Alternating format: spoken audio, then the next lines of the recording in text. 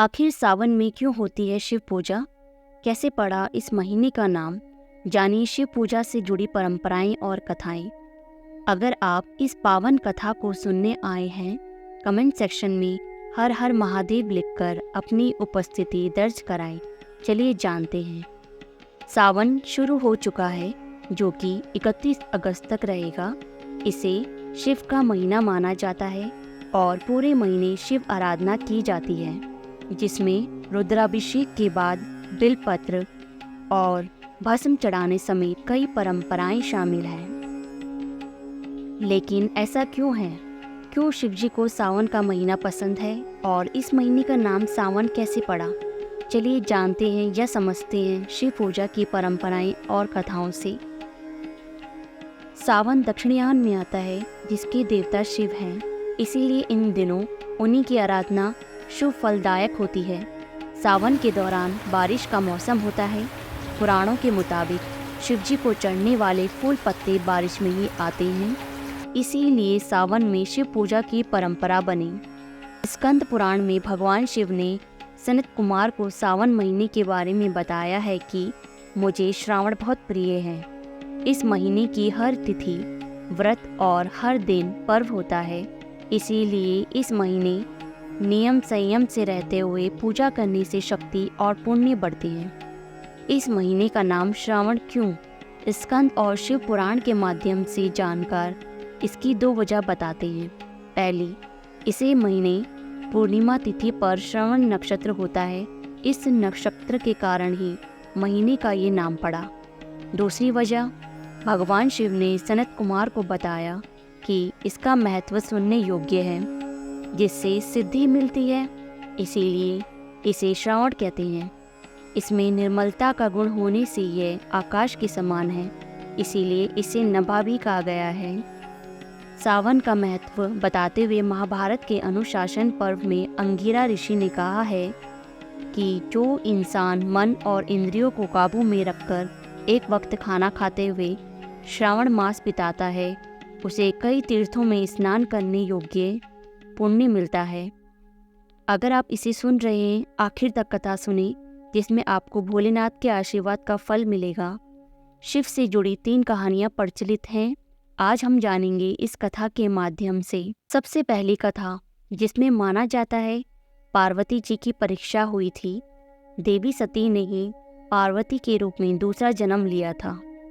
इस जन्म में भी शिव को पति के रूप में पाने के लिए वह कठिन तप कर रही थी। शिव ने पहले सप्त ऋषियों को परीक्षा के लिए भेजा।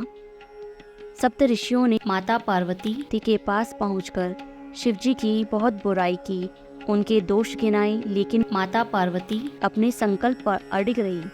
इसके बाद महादेव खुद आए, उन्होंने माता पार्वती को आशीर्वाद दिया और अंतर्ध्यान हो गए। तभी एक बच्चे की आवाज सुनाई दी। पार्वती जहाँ तप कर रही थी, उसी के पास मौजूद तालाब में मगरमच्छ ने एक बच्चे का पैर पकड़ रखा था। पार्वती वहां पहुंची और मगरमच्छ से बच्चे को छोड़ने को कहा। मगरमच्छ ने अपना नियम बताते हुए इनकार किया कि दिन के छठे पहर में जो मिलता है उसे मैं आहार बना लेता हूँ। इस पर पार्वती ने पूछा, इसे छोड़ने के बदले क्या चाहोगे? मगरमच्छ ने कहा, अपने तप का फल मुझे दे दोगी तो बालक को छोड़ दूंगा। पार्वती तत्काल तैयार हो गई, पर मगरमच्छ ने उन्हें समझाया कि वह क्यों एक बालक के लिए अपने कठिन तप का फल दे रही है। लेकिन पार्वती ने दान का संकल्प किया। उनके ऐसा करते ही मगर का शरीर चमकने लगा। अचानक बच्चा और मगर दोनों गायब हो गए और उनकी जगह शिव प्रकट हुए। उन्होंने बताया कि वह परीक्षा ले रहे थे, क्योंकि पार्वती ने अपने तप का फल शिव को ही दिया था, इसीलिए उन्हें दोबारा तप करने की जरूरत नहीं पड़ी। हर हर महादेव। अब हम जानेंगे दूसरी कथा के माध्यम से, जिसमें कामदेव को भस्म किया। शिव को कामांतक भी कहते हैं। इसके पीछे कथा है। तारकासुर ने ब्रह्मा जी से 2 वरदान पाए थे। पहला, तीनों लोकों में उसके समान ताकतवर कोई न हो, और दूसरा, शिव पुत्र ही उसे मार सके। तारकासुर जानता था कि देवी सती के देहांत के बाद शिव समाधि में जा चुके हैं, जिससे पुत्र होना असंभव है। वरदान पाकर तारकासुर ने तीनों लोकों को जीत लिया। उसके अत्याचार से परेशान होकर देवता ब्रह्मा जी के पास गए। उन्होंने देवताओं को वरदान के बारे में बताते हुए कहा कि केवल शिवपुत्र ही तारकासुर को मार सकता है, लेकिन शिवजी गहरी समाधि में हैं। हिमवान की पुत्री पार्वती शिव से विवाह करने के लिए तप कर रही है, लेकिन वे पार्वती की तरफ देखना भी नहीं चाहते। अगर महादेव पार्वती से विवाह कर पुत्र उत्पन्न करें तभी इस दैत्य का वध संभव है। तब इंद्र ने कामदेव से कहा कि वह जाकर शिवजी के मन में देवी पार्वती के प्रति अनुराग जगाए। कामदेव ने पुष्प बाण ध्यान मग्न शिवजी पर चला दिया। अचानक इस विघ्न से शिवजी बेहद गुस्सा हुए और उन्होंने तीसरे नेत्र से कामदेव को भस्म कर दिया। इस पर कामदेव की पत्नी रति ने शिवजी से प्रार्थना की कि वह उसके पति का जीवन वापस लौटा दे। शिव ने शांत होकर कहा, कामदेव की देह नष्ट हुई है, लेकिन उसकी आंतरिक शक्ति नहीं। कामदेव अब देह रहित होकर हर प्राणी के हृदय में रहेगा। वह कृष्ण अवतार के समय कृष्ण के पुत्र प्रद्युम्न के रूप में जन्म लेगा। तुम फिर उसकी पत्नी बनोगी। उस समय रति ने मायावती के रूप में जन्म लिया था। तीसरी और आखिरी कथा, अशुभ से हुआ शुभ। नर्मदा नदी के किनारे धर्मपुर नाम का सुंदर नगर था। उसमें विश्वानर नाम का ब्राह्मण अपनी पत्नी सुचि स्मृति के साथ रहता था।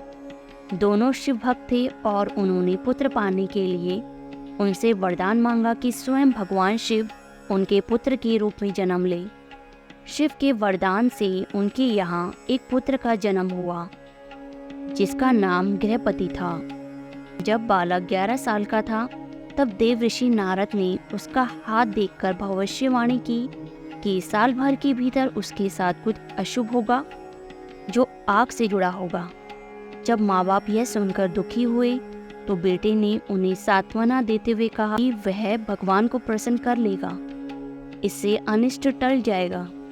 माता पिता से आज्ञा लेकर वह शिव की नगरी काशी पहुंचा। वहां उसने गंगा के मणिकर्णिका घाट पर स्नान किया और पूरे साल शिवलिंग की पूजा की। जब नारद मुनि द्वारा बताया गया अनिष्ट समय आया, तो देवराज इंद्र ने प्रकट होकर उनसे वरदान मांगने को कहा। बालक ने वरदान लेने से मना किया और कहा वह केवल भगवान शिव से ये वरदान प्राप्त करेगा। यह सुनकर इंद्र बहुत गुस्सा हुए और उन्होंने इस बालक को सबक सिखाने के लिए वज्र उठा लिया। बालक ने भगवान शिव से रक्षा की याचना की। तभी शिव प्रकट होकर बोले, डरो मत, मैं तुम्हारी परीक्षा लेने के लिए इंद्र के वेश में आया था। मैं तुम्हें अग्निश्वर नाम देता हूँ। तुम अग्नि दिशा दक्षिण पूर्व दिशा के रक्षक होंगे। जो भी तुम्हारा भक्त होगा उसको अग्नि, बिजली या अकाल मृत्यु का डर नहीं होगा। अग्नि को शिव का एक रूप कहते हैं, वो शिव का तीसरा नेत्र भी है। हर हर महादेव। आज इस कथा के माध्यम से हमने जाना कि आखिर सावन में शिव जी की पूजा क्यों की जाती है। अगर चैनल में पहली बार आए हैं तो सब्सक्राइब करें और कमेंट सेक्शन में हर हर महादेव लिखें। आप पर भोलेनाथ की कृपा बनी रहे। हर हर महादेव।